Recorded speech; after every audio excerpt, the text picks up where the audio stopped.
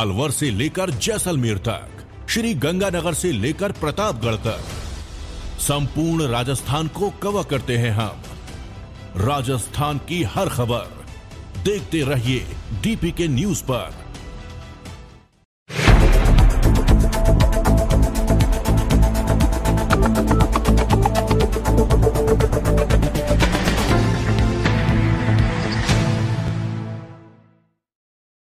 प्रधानमंत्री भारतीय जनऔषधि परियोजना के अंतर्गत खोलेंगे जनऔषधि केंद्र पर पिछले वर्ष 2024-25 में 1000 करोड़ रुपए में इंडियन मेडिकल हॉल में आयोजित प्रेस वार्ता में प्रधानमंत्री जनऔषधि परियोजना के सीईओ रवि दाधीच ने खास बातचीत में बताया कि प्रधानमंत्री जनऔषधि परियोजना के सीईओ रवि दाधीच ने जनऔषधि केंद्र देश भर में खोले गए हैं, जहां पर पिछले वर्ष करीब 1000 करोड़ रुपए की बिक्री हुई। वहीं पिछले 10 वर्षों में इस परियोजना के माध्यम से करीब 30,000 करोड़ रुपए बचाए गए हैं, जबकि चालू वर्ष में करीब 5,000 करोड़ रुपए बचाए गए हैं।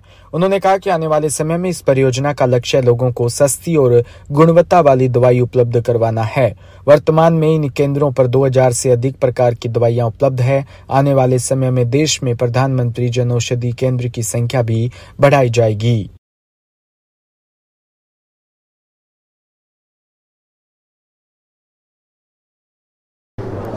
जनऔषधि परियोजना पूरी देशव्यापी माननीय प्रधानमंत्री जी की एक महत्वाकांक्षी परियोजना है, जिसमें देश में लगभग 14,000 जनऔषधि केंद्र खुल चुके हैं।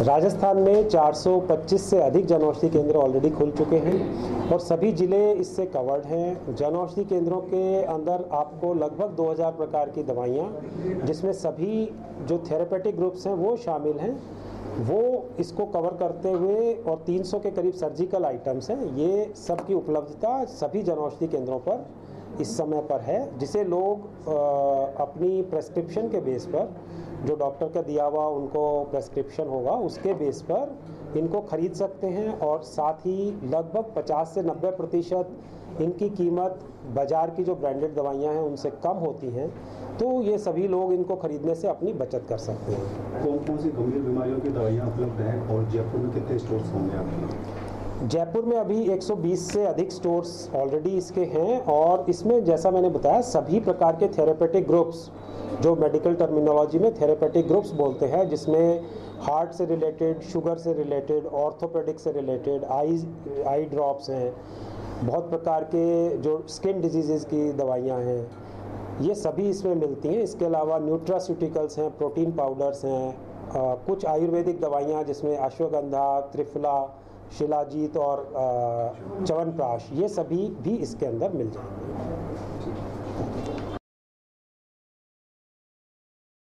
जयपुर में ओनारिका एंटरटेनमेंट की ओर से 26 अक्टूबर को अजमेर रोड स्थित पीकॉक गार्डन में शाम 5 बजे से घूमर महाकुंभ व दीपावली सेलिब्रेशन और मां लक्ष्मी पूजन का आयोजन किया जाएगा।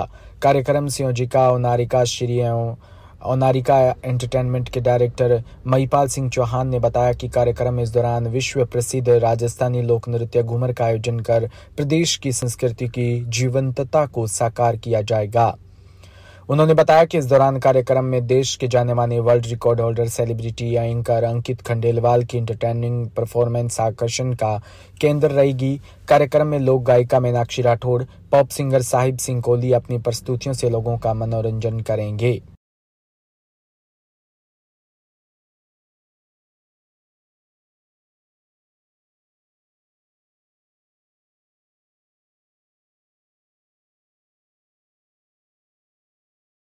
घूमर महाकुंभ का आयोजन होने वाला है 26 अक्टूबर को, जो कि होने जा रहा है हजारों महिलाओं के साथ हमारे धर्म और संस्कृति को आगे बढ़ाने के लिए। और जैसा कि आप सभी को पता है कि घूमर हमारे राजस्थान की संस्कृति का एक हिस्सा है।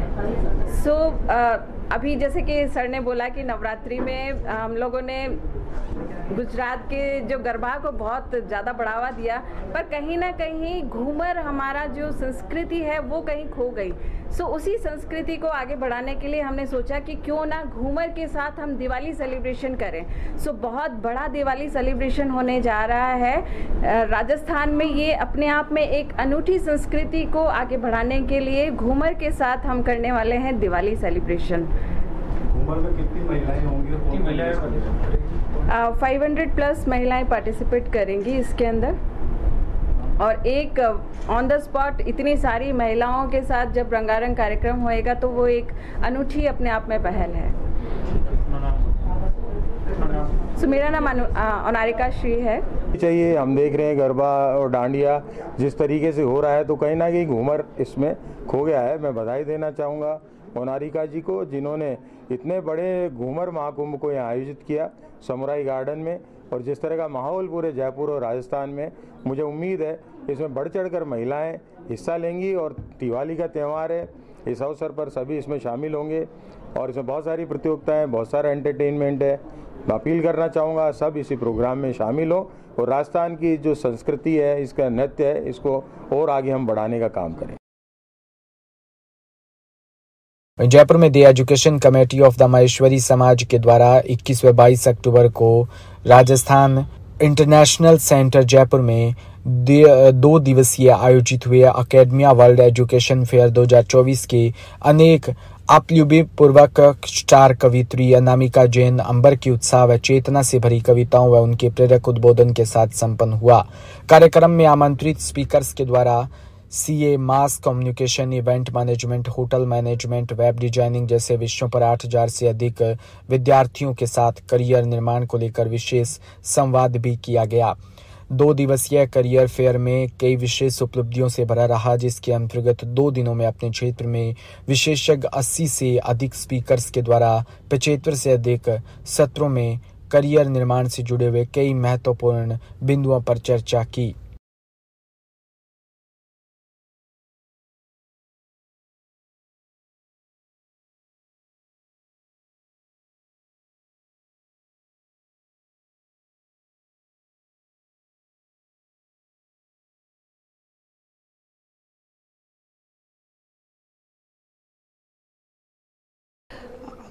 ECMS द्वारा आयोजित एकेडमिया वर्ल्ड एडुफेयर वर्जन 6 का आज समापन समारोह इस समय RIC के मेन ऑडिटोरियम में चल रहा है। इस कार्यक्रम की कीनोट स्पीकर हैं डॉक्टर अनामिका जैन अंबर, जो राष्ट्र प्रेम से ओतप्रोत कविताओं के माध्यम से लोगों में ऊर्जा का संचार करती हैं। आज हम उन्हें अपने बीच पाकर के बहुत धन्य महसूस कर रहे हैं कि वीर भूमि वसुंधरा हमारी यशोभूमि राजस्थान पर उत्तर प्रदेश की बेटी अपनी कविताओं का पाठ कर रही हैं। और इससे सुंदर समापन और कुछ हो नहीं सकता कि बच्चों को एक कवि मन प्रेरित करे और बच्चों को अपने कौशल को पहचानने हेतु प्रेरित करे, जिससे बच्चे हमारे माननीय प्रधानमंत्री जी के 2047 के उत्कृष्ट भारत की परिकल्पना को साकार कर सकें। हम इस एडुफेयर का समापन समारोह करते हुए हमें एक संतुष्टि भी है कि हमने जितने बच्चों को यहाँ पर जो भी मार्गदर्शन देना था, उस मार्गदर्शन को 70 से ज़्यादा यूनिवर्सिटीज़ और इंस्टीट्यूशन के साथ देने में हम कामयाब रहे। हमारे पास में 80 से ज़्यादा स्पीकर्स जो है वो विभिन्न सेशंस में पैनल डिस्कशंस के माध्यम से बच्चों का मार्गदर्शन कर सके। हमारे स्पेशल काउंसलर्स जो हैं वो बच्चों को उनके मार्गदर्शन हेतु उनके पेरेंट्स के साथ में अलग अलग तरीके से लेकर के बैठे और बच्चों को उन्होंने इसमें सहायता की कि आप आगे सब्जेक्ट का सिलेक्शन कैसे करें, आप आगे अपने करियर की जो दिशा है उसको निर्धारित कैसे करें। हमने अपने कुछ बच्चों की जो एग्जीबिशन लगाई हमारे क्लासेस 9th और 10th के स्टूडेंट्स की, उस एग्जीबिशन में भी आज जजमेंट होने के बाद में हमने सभी बच्चों को पुरस्कृत किया। इसमें हमारे जो छोटे बच्चे संस्कृति MPS संस्कृति के बच्चे हमारे बीच में रहे, उनके जो प्रयास रहे वो बहुत सराहनीय रहे। उनका कॉन्फिडेंस देखने लायक रहा। अपने टीचर्स के मार्गदर्शन में उन्होंने सबका मन मोह लिया। हमारे बच्चों ने इसके साथ साथ बाहर गार्डन एरिया में म्यूजिकल परफॉर्मेंस के जरिए भी बिल्कुल दर्शकों को बांधे रखा। दूसरे स्कूल के जो बच्चे आए थे उन्होंने भी अपने इंटरव्यूज़ दिए, अपना यूनिवर्सिटी फेयर जो है उसको विज़िट किया, एग्जीबिशन को विज़िट किया और संग में म्यूज़िक के इस प्रोग्राम को भी उन्होंने एंजॉय किया। हम इस आयोजन के को सफल बनाने में हमने जो अथक प्रयास किए उसके लिए हम हर एजेंसी का धन्यवाद अदा करते हैं और ये कामना करते हैं कि हमारी ECMS नित नए पायदानों पर उन्नति के नित नए पायदानों पर हमेशा अग्रसर रहे और बच्चों के हित में इसी तरह से अपने टीचर्स और अपने जो भी लोग हैं साथ में उनके कार्यकर्ता उनके माध्यम से लगातार बच्चों को ऊंचाइयों पर पहुंचाती रहे। धन्यवाद। झालावाड़ से खबर, जहां मनोर थाना क्षेत्र के खाताखेड़ी जोड़ पर एक्सीडेंट होने से मोटरसाइकिल व अज्ञात वाहन की भिड़ंत में 2 जने गंभीर घायल हो गए, जिनकी चिंताजनक स्थिति होने पर दोनों को CHC मनोर थाना ले जाया गया, जहां से चिकित्सकों ने स्थिति को गंभीर देखते हुए जिला अस्पताल के लिए रेफर कर दिया। सूरतगढ़ में कांग्रेस ब्लॉक अध्यक्ष परसाराम भाटिया, पार्षद बसंत बोरा भूख हड़ताल पर बैठे। नगरपालिका कार्यालय के बाहर विभिन्न मांगों को लेकर धरना लगाया। पूर्व में नगरपालिका के ईओ व उपखंड अधिकारी को भी सफाई व्यवस्था की मांग को लेकर ज्ञापन दिया गया था।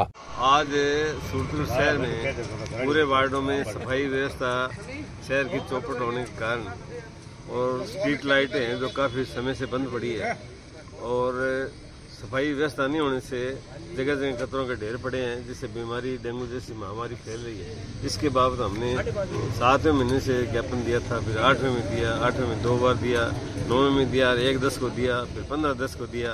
नोटिस के बावजूद भी सफाई व्यवस्था नहीं हो रही है और न इन्होंने कोई कोशिश की, जबकि राज्य सरकार का पिछले महीने 15 सितंबर से 1 अक्टूबर तक स्वच्छ अभियान भी चलाया गया था। इसके बावजूद भी जो है यहाँ की नगरपालिका सोई रही और आज तक 10 बार कोई ज्ञापन देने के बाद में, सूचना दिए जाने के बाद में सफाई व्यवस्था नहीं की गई है और शहर के अंदर बहुत ही गंदी हालत है। दीपावली त्यौहार है, पीछे दशहरा त्यौहार भी निकल गया, शहर की जो है लाइटें बंद पड़ी है और जगह जगह कचरों के ढेर पड़े। नालियों में गंदा पानी और कीचड़ होने से शहर में मच्छर फैल रहे हैं, जिससे महामारी फैल रही है।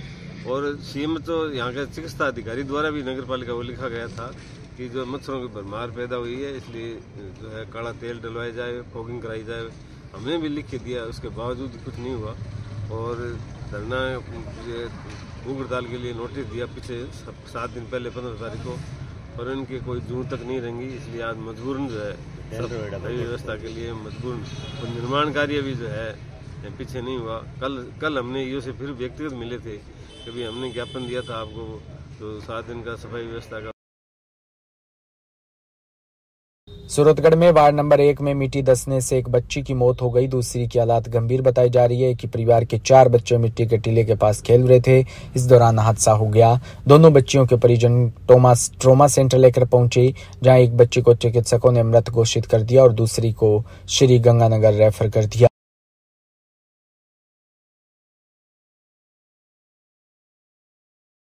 शाहपुरा में मंगलवार आयोजित rising Rajasthan global investment summit investor meet में जिले के विकास को नई दिशा दी। नए विकसित शाहपुरा जिले में इस अवसर पर 75 MOU के माध्यम से कुल 1435 करोड़ रुपए के निवेश होगा।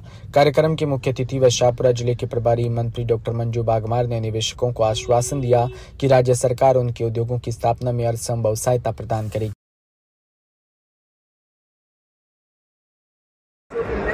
का आयोजन किया गया है, उसके तहत जो है आज जब यहाँ इन्वेस्टमेंट मीट के अंदर काफ़ी इन्वेस्टर आए हुए हैं और जो हमारी उम्मीद है उनमें काफ़ी उत्साह देखने को मिला है।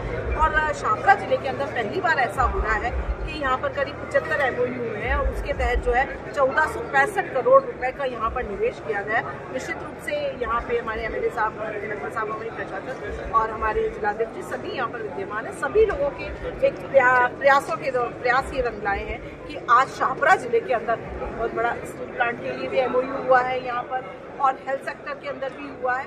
कई ऐसे सेक्टर से जो शाहपुरा जिले के अंदर आज़ादी के बाद आज तक जितने